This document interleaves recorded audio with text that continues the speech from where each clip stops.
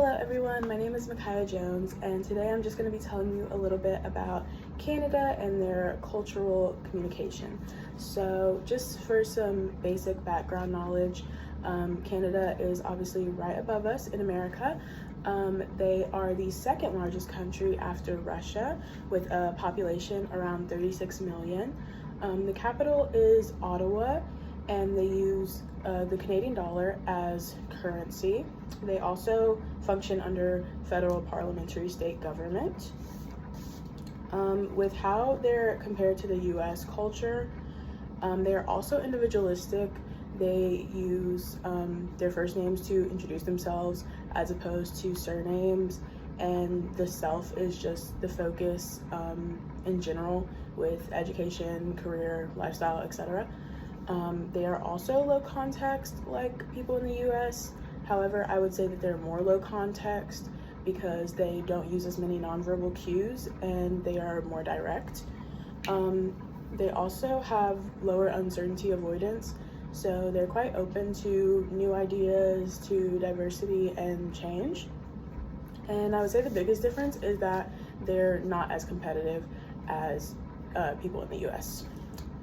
With how Canadians' norms differ from the dominant US culture, I would say being polite and direct simultaneously is probably the biggest difference, just because the connotation in America with being polite is that you may be sugarcoating or not being fully authentic, and then with being direct you could be seen as more brash or confrontational. So for those two things to overlap is quite different from dominant US culture.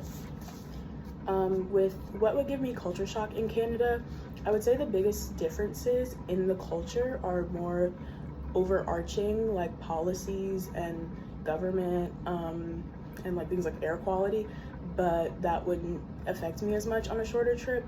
So I would say probably the prices, just because they're a little bit lower in Canada.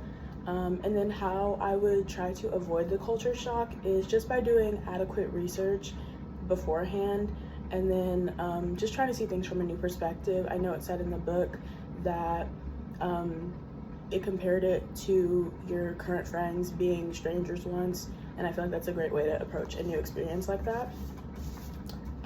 With unique traditions in Canada, they celebrate Thanksgiving on the second Monday of October as opposed to the last Thursday, how we do in America, and this is due to just their placement and also the weather.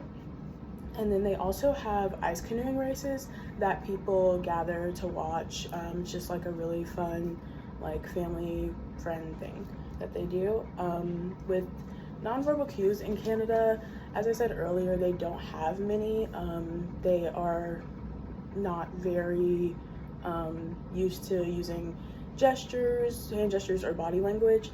The main thing that they do is maintain eye contact, just to show that they are involved and present in the conversation, and they usually keep a good amount of personal space as well.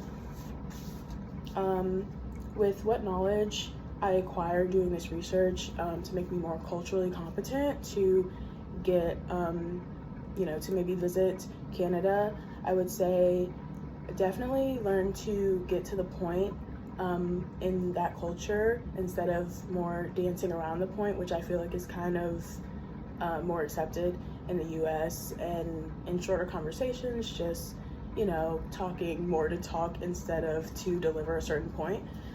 And then with genuine niceties as well in Canada, because I feel like in the US we do a lot of like, how are you in passing, with not necessarily expecting a genuine answer. So that's definitely what I would say I took away from that. Thank you for listening.